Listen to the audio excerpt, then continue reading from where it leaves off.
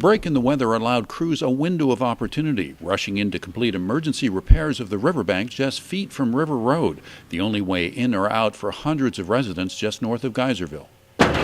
In all, about 60 to 90 massive boulders, each weighing about 3 tons, trucked in, then dropped into position.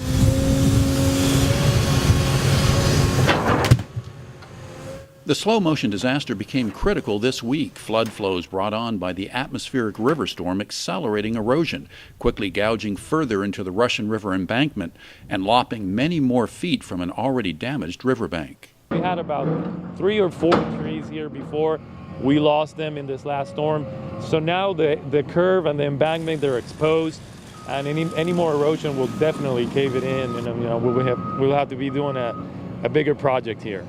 The scale of damage is startling. These pictures taken by News of the North Bay on February 10th show the damage well underway, the river eroding into an adjacent vineyard. Now compare them with the latest images. And this steel pipeline from February, and now 10 to 15 feet of the riverbank gone. The atmospheric river flood scouring the bank, transforming it and forcing the county's hand. As emergency armoring of the bank proceeded, watching was a county observer, ensuring that environmental protections are maintained. Even though the water's really murky right now, it'd be really hard to see any spawning salmon or steelhead.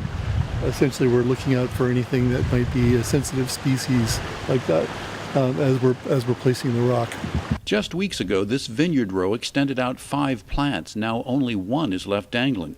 Hoverts estimates the Russian has cut 20 to 30 feet into the embankment in a matter of weeks. We saw it happen during the river, when the big storm came, but we couldn't do anything because it was too wet.